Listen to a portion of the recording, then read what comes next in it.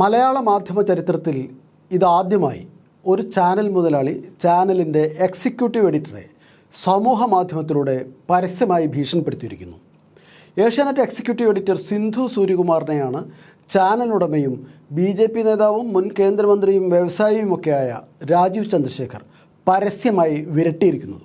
പ്രയാഗ്രാജിൽ നടന്ന കുംഭമേളയെ സിന്ധു സൂര്യകുമാർ കവർ സ്റ്റോറിയിലൂടെ അവഹേളിച്ചുവെന്നും ഈ കാര്യം ഏഷ്യാനെറ്റിൻ്റെ ശ്രദ്ധയിൽപ്പെടുത്തിയിട്ടുണ്ടെന്നുമാണ് രാജീവ് ചന്ദ്രശേഖർ എക്സിൽ രോഷത്തോടെ കുറിച്ചത്. കഴിഞ്ഞ ദിവസം സംപ്രേഷണം ചെയ്ത കവർ സ്റ്റോറി മുതലാളി കണ്ണുരുട്ടിയിട്ടും യൂട്യൂബിൽ നിന്ന് മാറ്റിയിട്ടില്ല. വീഡിയോയ്ക്ക് താഴെ പുറത്തു പറയാൻ കഴിയാത്ത വിധത്തിലുള്ള തെറി കമൻറ്റുകളാണ്. ഒരു സ്ഥാപനത്തിൻ്റെ ഉടമയ്ക്ക് അതിൻ്റെ വാർത്താവിഭാഗം മേധാവിയോട് തൻ്റെ അതൃപ്തി അറിയിക്കണമെങ്കിൽ അതിന് എന്തെല്ലാം മാർഗങ്ങളുണ്ട്? ഓഫീസ് വഴി അക്കാര്യം സൂചിപ്പിക്കാം. എക്സിക്യൂട്ടീവ് എഡിറ്റർ കൂടിയായ കവർ സ്റ്റോറി അവതാരകയെ നേരിട്ട് വിളിച്ചോ മെയിൽ അയച്ചോ തൻ്റെ വിയോജിപ്പ് അറിയിക്കാം. എന്നാൽ രാജീവ് ചന്ദ്രശേഖർ എന്ന ചാനൽ മുതലാളി ഇത്തരം വ്യവസ്ഥാപിതവും പരമ്പരാഗതവുമായ രീതികളെയെല്ലാം ഉപേക്ഷിച്ച് സ്വന്തം എക്സിക്യൂട്ടീവ് എഡിറ്ററെ പരസ്യമായി അപമാനിച്ചിരിക്കുകയാണ്. കവർ സ്റ്റോറിയെക്കുറിച്ച് എക്സിൽ മുതലാളി കുറിച്ചത് ഇങ്ങനെ: മഹാകുംഭമേളയുമായി ബന്ധപ്പെട്ട പരിപാടി തങ്ങളെ വേദനിപ്പിച്ചെന്ന് ചൂണ്ടിക്കാട്ടി ഒട്ടേറെ മലയാളികൾ എനിക്ക് മെസ്സേജ് അയച്ചിരുന്നു. പരിപാടി മഹാകുംഭമേളയെ പരിഹസിക്കും വിധമെന്ന് തങ്ങൾക്ക് തോന്നിയെന്നാണ് അവർ അറിയിച്ചത്.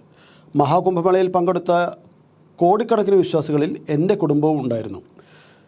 ഞാനിത് ഏഷ്യാനെറ്റ് ന്യൂസിൻ്റെ തലപ്പത്തുള്ളവരുടെ ശ്രദ്ധയിൽപ്പെടുത്തിയിട്ടുണ്ട്. ലക്ഷക്കണക്കിന് വിശ്വാസികൾ പങ്കെടുക്കുന്ന ഇത്തരമൊരു ചടങ്ങിനെക്കുറിച്ച് അശ്രദ്ധമായ പരിഹാസ പരാമർശങ്ങൾ ഉണ്ടാകരുതെന്നും ആവശ്യപ്പെട്ടിട്ടുണ്ട്. ഏതൊരു മതത്തിലെയും പോലെ ഓരോ ഹിന്ദുവിനും അവരുടെ വിശ്വാസം പ്രധാനമാണ്.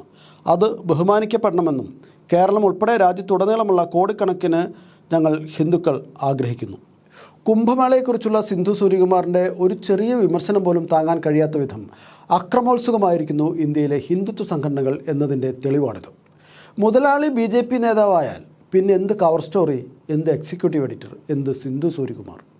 ഒരു ചെറു വിമർശനത്തിനോട് പോലും അസഹിഷ്ണുത കാണിക്കുന്ന RSSൻ്റെ സമീപനം തന്നെയാണ് രാജീവ് മുതലാളിയുടെ വിരട്ടലിൽ പ്രതിഫലിക്കുന്നത്. BJP സംസ്ഥാന പ്രസിഡന്റ് K. സുരേന്ദ്രൻ ഈ വീഡിയോയെക്കുറിച്ച് പറയുന്നത് കേൾക്കൂ. ഡൊണാൾഡ് ട്രംപ് പറഞ്ഞ ഫണ്ടിങ്ങും സോറസ് ഫണ്ടിങ്ങും ഈ മല്ലു മലയാള മാധ്യമങ്ങൾക്കെല്ലാം കിട്ടുന്നുണ്ട്. ഹജ്ജിന് മെക്കയിൽ പോകുന്ന ഹാജിമാരുടെ എണ്ണത്തിൽ ഒരു കണക്കെടുപ്പുമില്ല.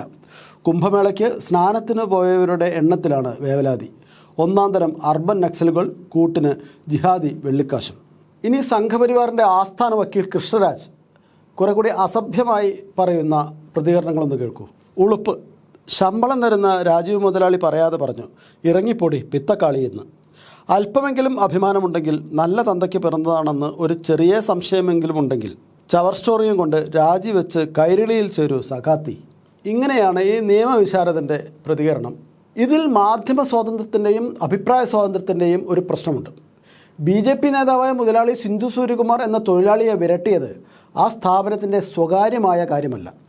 നേരോടെ നിരന്തരം നിർഭയം എന്നൊക്കെ ഏതുറക്കത്തിലും മുദ്രാവാക്യം വിളിക്കുന്ന സിന്ധു സൂര്യകുമാറിന് നിർഭയമായി ഒരു അഭിപ്രായം പറയാൻ പോലും കഴിയാതായിരിക്കുന്നു എന്നതാണ് ഇവിടുത്തെ പ്രശ്നം.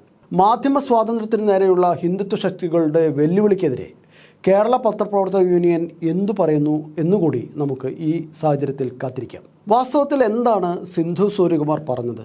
64 കോടി പേർ പങ്കെടുത്തെന്ന് സർക്കാർ അവകാശപ്പെടുന്ന മഹാകുംഭമേളയിൽ ഇടതുപക്ഷത്തിന് വേരോട്ടമുള്ള കേരളത്തിൽ നിന്നും കുറേ പേർ പങ്കെടുത്തു എന്ന് മാത്രമാണ് സിന്ധു സൂര്യകുമാർ പറഞ്ഞത്.